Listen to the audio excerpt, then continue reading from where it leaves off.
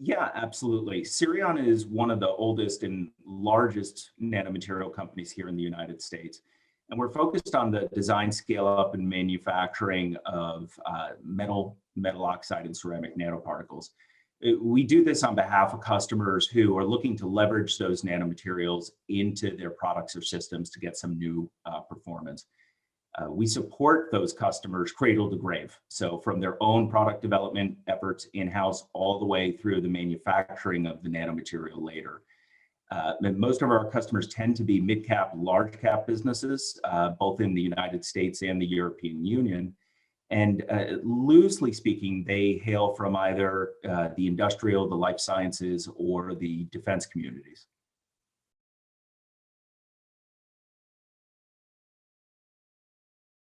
Yeah, it's a really good question. First, you have to consider what makes nanomaterials unique.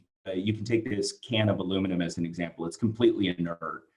And at the most basic level, when you're making nanomaterials, you're reducing them to sizes smaller than 100 nanometers. And in our case, all the way down to 2 nanometers. So that's like 1/20th the width of a strand of DNA. And when you make this change to a bulk material and turn it into a nanomaterial, you really start to see the material exhibit really unique and bizarre behaviors. So in this case with aluminum, a metal can obviously inert, but a nanoparticle will be highly explosive. And so what you're really doing is you're working to leverage these odd behaviors to create new products. And that's what our customers are doing. They're taking their products and they're incorporating custom-made, purpose-built nanomaterials that we supply them in order to get some new level of performance. And the way that they use Cerion is to cost-effectively access design, scale-up, and manufacturing of those nanomaterials for their products.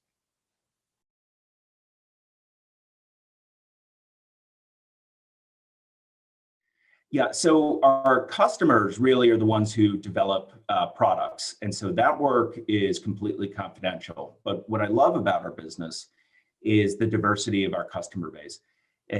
These companies tend to hail from virtually every industry, whether it's aerospace, automotive, pharmaceuticals, the chemicals industry.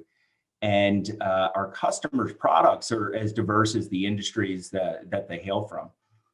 In terms of our own innovations, for the last 15 years, we've been investing right at the forefront of nanomaterial design, scale up, and manufacturing. In fact, almost $50 million to date. And during this period of time, what our goal has been and continues to be is giving the customer the exact material they need at the price point they want and at the volumes they require. So that could be hundreds of kilograms, that could be many metric tons. And frankly, this has been a big challenge for the broader nanomaterials community, especially with respect to scale up and manufacturing. But as far as what we have in store for innovation, it's really quite exciting. So first, our plant today is rated for 150 metric tons. We're well on our way in our expansion plans for 500 metric tons. And then second, without giving out the farm, we're headlong into a multi-year investment for a new capability to make materials called nanostructured grains. And what we're really doing here is we're taking a laboratory academic process and reducing it to practice for industrial scale production. And the amazing thing about this is it is literally going to open up an entire new avenue for material properties and new behaviors that our customers can access, with the operative word being very cost effectively.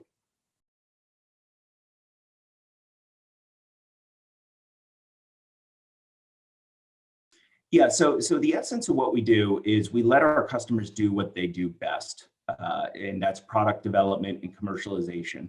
They know their industries, they know their customers, they know the market pain points, and they know what products are required to solve those pain points.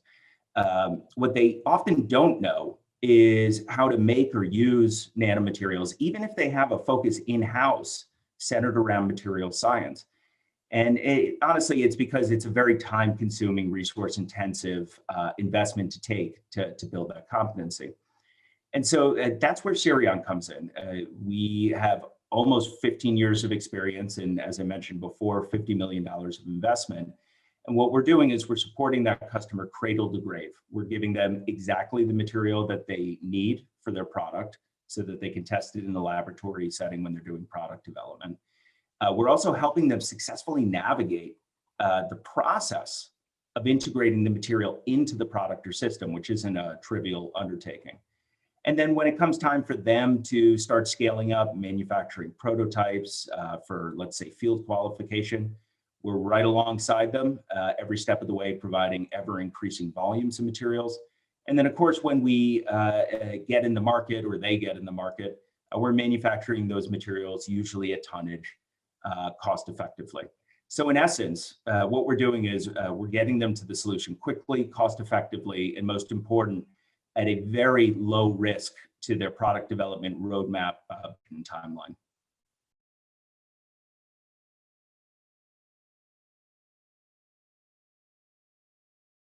Yeah, Cerion being one of the largest in our industry, this actually gives us a really unique view on just global industry trends. So hands down, the velocity of demand for nanomaterials has been increasing exponentially year over year, certainly for the past 5 years. So what this tells me is that the market really understands the value that nanomaterials bring. And there's no big secret on how you keep up. You have to invest. You have to invest in your people. You have to invest in your operation. And that's capital intensive. However, because we're one of the truly few companies in our space that is profitable, what we do is we are constantly investing and reinvesting into the future. So every year we're introducing, new multi-year, multi-million-dollar programs into our business for growth. Sometimes that can be a new method or technique for making nanomaterials. Other times it's purely a capacity expansion in our manufacturing plant, new analytical capability, and even new facilities, which we're building quite a few of those right now. But the most important thing is all of these investments are really geared towards making nanomaterials economical, accessible, and most important, delivering a truly tailor-made solution that works exactly as intended for a customer's individual and discrete product.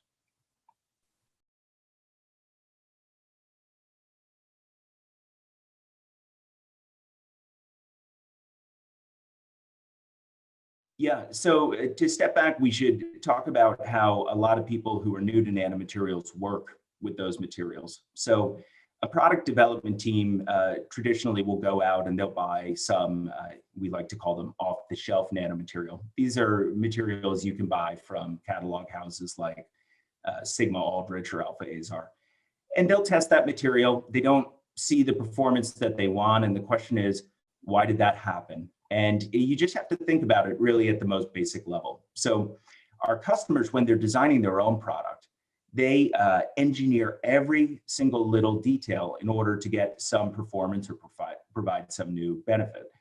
So why would we assume that a nanomaterial off the shelf is going to be a one-size-fits-all solution? It's just simply not the case. And there really are two critical reasons for this. The first is small changes in the design of the nanoparticle really can have outsized impacts when it comes to how the material performs in a larger system. And the second is how you integrate that nanomaterial into the product or system can really inhibit or express the behavior that you're looking for. And so you do need to design these materials on a custom basis in order to address those two particular issues. Now, unless your product calls for the most basic design criteria and a commodity type material, which I would say is exceedingly rare, as a product developer, you're going to need to customize. And this is why we've built our entire business around providing customized solutions, because we believe strongly, and we see it with our customers, that this is the only way to really make nanomaterials accessible and useful in the market.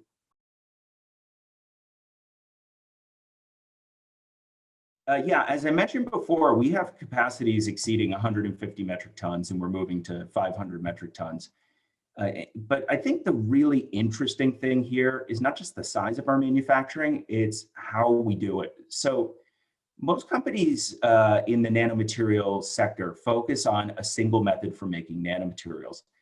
And this is not always in the best interest of the customer. So every method for making nanomaterials has pros and cons. And you need to select a method based on the need of the customer.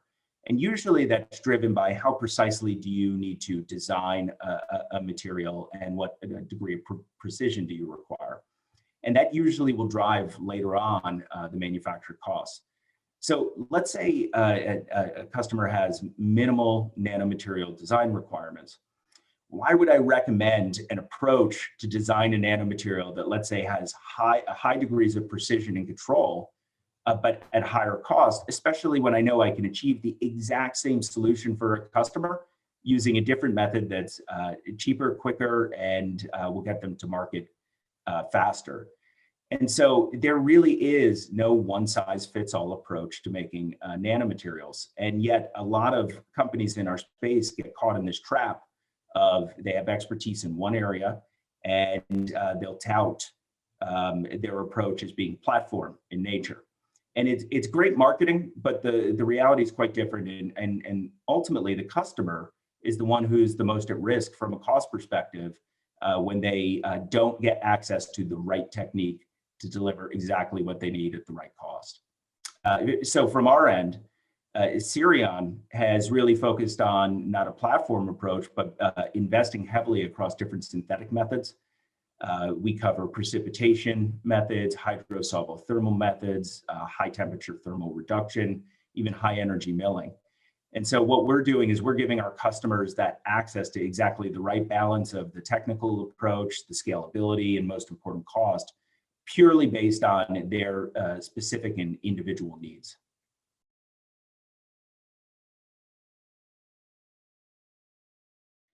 There's quite a bit to look forward to. So it's really rare for an event to focus exclusively on advanced materials and nanomaterials. And most people forget that materials are the bedrock, literally the foundation on which everything is built. So whether it's your car, your house, the plane that you took to get to the show, or the microchip in your computer, everything is made of materials that are purposely designed to achieve a goal or create some kind of new capability. So as for the show, it's really an absolutely incredible forum. It's bringing together the users of materials. These are companies who make things, who rely on materials heavily in their product development.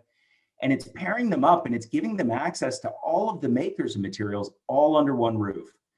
And these makers are really the ones who enable an entire ecosystem of new innovation and product development. And that's just very exciting for a company like Cerion, who really is working and investing right at the leading edge of materials innovation with nanomaterials. And so I know from talking to different users of materials, they're very excited to attend the show. And of course, we'll be there both as a sponsor and as an exhibitor.